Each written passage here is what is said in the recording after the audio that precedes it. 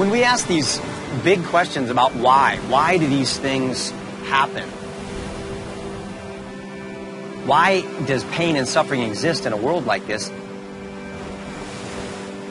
We got to get a perspective that is much bigger than where we are right now. And we open up the Bible.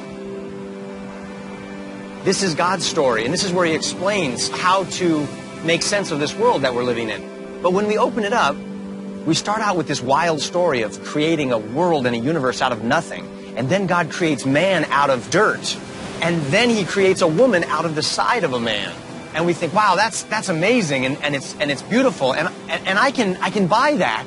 And then we can see how man falls into rebellion and sin, and then there's the story of Cain and Abel. And that's a very sad story, but you can believe that. You see people doing horrible things and taking people's lives. But that's a story about brothers and bad things that they're doing to one another. And we can believe that because we see that happening all of the time. But then the story takes this drastic turn to what God does. The world gets so filled with violence and corruption and wickedness, God decides to unleash a giant flood.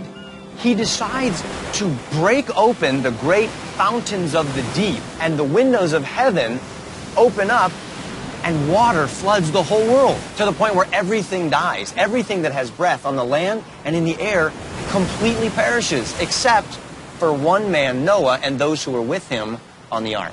From a storytelling point of view, that is such a hard sell. It's funny because I've been in plenty of meetings where you're trying to pitch a story to Hollywood executives, and you're trying to convince them that this is the greatest story in the world. Hey, Mr. Cameron! How's it going? Hey. Good to see you. How you doing? Good. Good to see you. Hey, Mr. Cameron, good to see you. But if this was the story, and this was the script, So don't. How's Jack? that I had to pitch as a story, So, what's next? great. Give it to us. I can't even imagine getting to the point where I tell them that the hero of the story actually floods the entire world that he made and everyone dies. Because God gives man a choice to either obey Him or to rebel against Him, and man chooses to rebel against Him, as you know, that sends the whole world down a path of destruction. I would imagine that they would say to me, you need to go back to script writing school. Clearly you missed a few classes. That's not how you endear the hero to the audience. We see the apex of evil.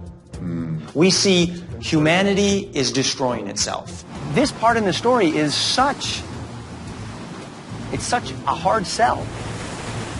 And before man destroys the entire world, God steps in and He raises up a man named Noah, who has a heart after God. Hero. He's blameless in the sight of Hero. God. Who begins calling everyone else to turn from evil and turn back to God. Perfect. He's the Savior. And the way He's the Savior. God commissions him to build a giant ship. Like a cruise ship? Ooh, cruise ship. I like Oh, I like I'm that. thinking like a cruise Big ship, cruise maybe. ship. Yeah. That can appeal to people. No, Yeah. no, Who doesn't guys. like a cruise ship? I know I do. He's in the military. I do. Midnight buffet. Yeah. Ooh, attention, travelers. Midnight buffet. I know you got that martini deal. All right, like how many desserts can you have? Like 1 in the morning. I gained 10 pounds on my last Hey, cruise. guys, I know we all love cruise ships, but this is we not. do. This is not about a cruise ship. It's a 3-story, massive cargo barge with Noah and his family. They're inside together with 2 of every kind of animal. Well, but he's with his family and the animals. Yes. All right, this is where the family movie comes in. The animals could possibly talk to each other. Kids love talking animals. No. There's a complete deluge of the entire world. And everyone and Gets all into the these world, cities. I'm seeing it. Cities, and everyone's on these floating cities. Like- and they're like pirates, but they Yeah. create all their own little subworld and culture. Yes, that's a right? great idea. With animals, they have to live with sea Keep rolling with creatures, that, yeah. and everyone forms like a republic. no floating cities. One ship with Noah and his family and the animals. But where are all the people? Drowned. Dead. It kind of portrays God as the enemy here. I mean, we're talking the like feeling I'm getting. babies and fam. I mean, You say everyone, you mean just locally in that area? Everyone's bad, and not local, In the- worldwide, everywhere, the whole world. Everyone dies except Noah and his family. And the reason God does this... If we go back to the boat and the animal thing, I think that's and really explore what we that got a bit. That's what we see. Yeah. That I like. And the more I visualize this, I see this more as like a cartoon more than a. Well, the animals talk. Yeah, absolutely. I think. What that, if they don't know that there's snakes on the boat? That would be great. I like that. Hey, who's gonna feed us? Right? It comes Yeah. like, oh, that'd be Or we great. get the boat trying to. Then the water recedes, the boat rests on a mountain.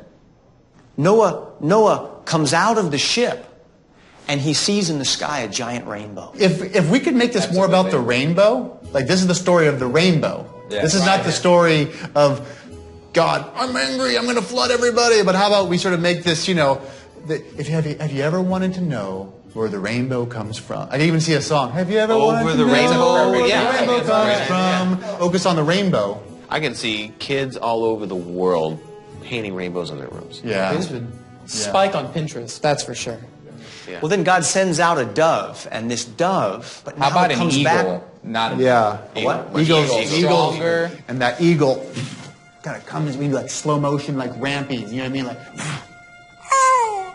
That's good. kind of hips right. Well, he lands right. It could be a falcon. Even better, yeah. Noah. Right? And then it comes down. And it just perches. It perches right there. That's our hero moment. You know what that is, guys? You know what that is? Poster moment. Hello. Poster moment. Yeah. You know, we can actually. Back to you, Kirk. Guys, this is not a kid's story. The story can't change. The story has to be this way. I think what we're all saying here is this is a fantastic movie. We love the story. We love where you're going. We love all the characters. And we love you, Kirk. We love. Gosh, I mean, we're all huge. Look at that smile. Kirk fan. I love Kirk. My neighbor was like, "You work with Kirk?" I was like, "Guys, I can tell Kirk I love him." But what I don't want to do is go back to my neighbor and they ask and say, "Well, what kind of movie is Kirk making?" And I say, "Well, he's making a movie about a God who floods the whole world." But and I want you to hear me on this.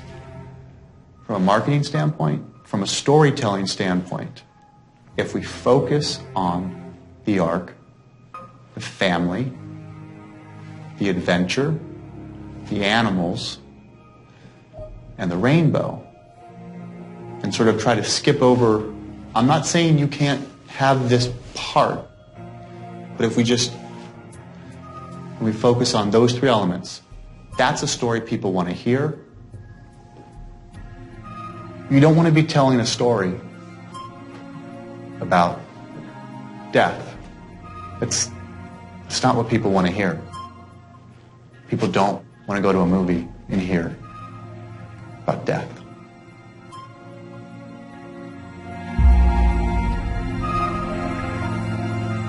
People don't want to go to a movie and hear about death.